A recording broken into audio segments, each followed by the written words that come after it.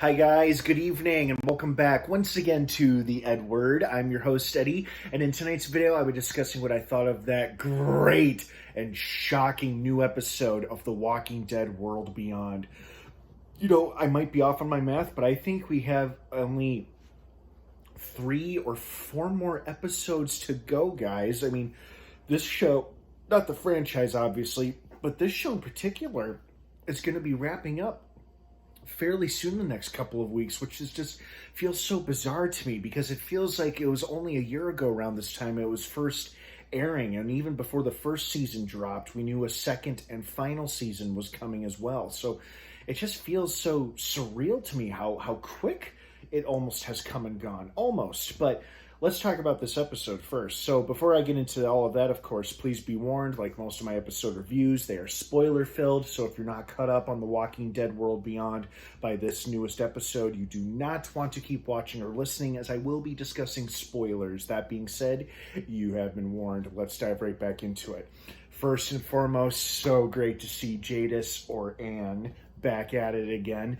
I'm glad that they brought her back for this show. It makes a lot of sense if this show is meant to fill the gaps in terms of the time and some questions we might have between what happens on the show The Walking Dead and the eventual Walking Dead film trilogy we're supposed to get someday with Andrew Lincoln returning as Rick Grimes. I love that they brought her back for this show because it feels like it makes a lot of sense since the CRM connects all 3 shows together. I'm glad that they brought her back. That was an awesome, unexpected surprise for the trailer that we got a few months ago for season 2 of World Beyond, and we see her at the end of it. I was like, oh good, yay.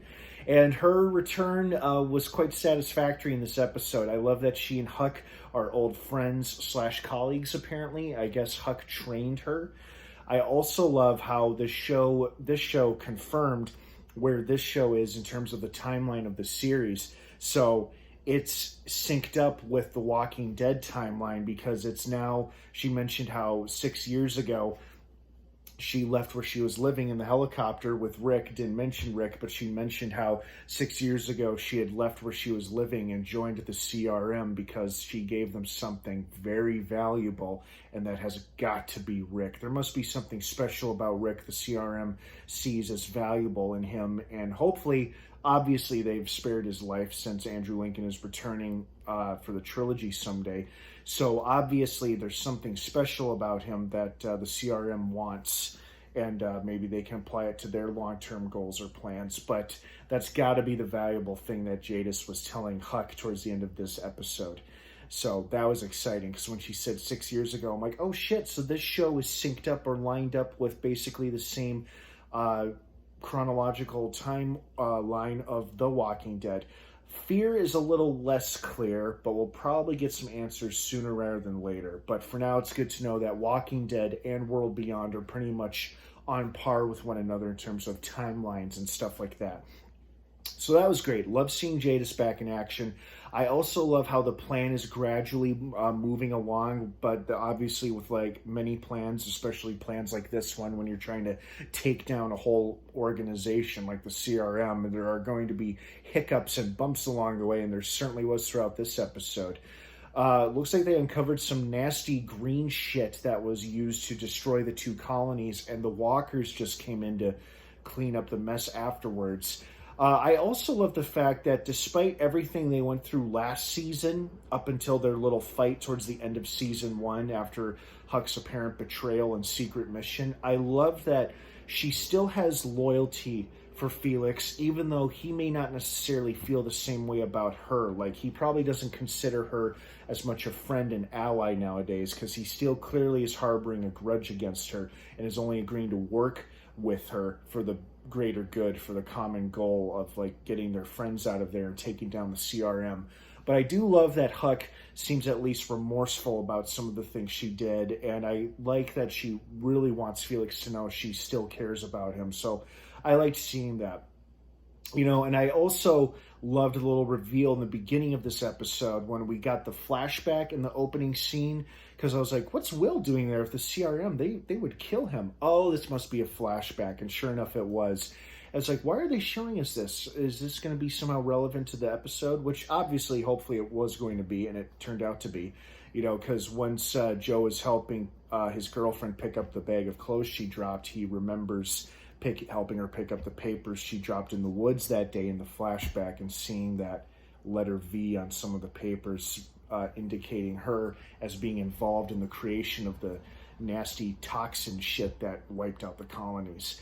But hearing her super sad emotional backstory, which was a great performance by the actress, and Natalie Gold, I believe her name is. Well done to you, Miss Gold.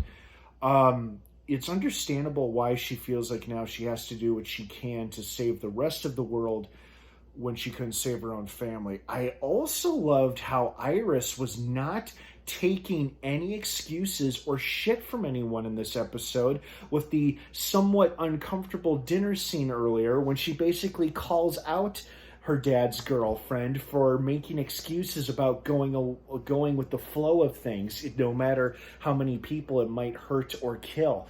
And I really love seeing this. I actually enjoy kind of seeing this rift between the sisters, where it's like Hope wants to kind of save some of the people at the CRM, where Iris is all about, let's burn this motherfucker to the ground, and everybody with it. It makes for really awesome scenes between those two characters and their respective actresses. I really loved Iris in this episode. And things are really moving along, especially with that shocking ending. Because it's like, I was thinking to myself earlier while the episode was ongoing, it's like, boy, we haven't had a big character death in this show, in this season so far. But then, of course, right there, that poor boy gets his face blown off by the CRM, which is pretty funny, because at first I thought, wait, is he going to actually kill Will? Like, is he pulling out the pistol to shoot him? But then as soon as the blood splattered all over Will, I was like, oh my God, he's dead. Oh, that's going to be bad too. Although it's probably going to be the right kind of fuel that the community is going to need to really go up against the CRM, especially his mother. When she finds out that those soldiers killed her boy, she's going to want blood for blood.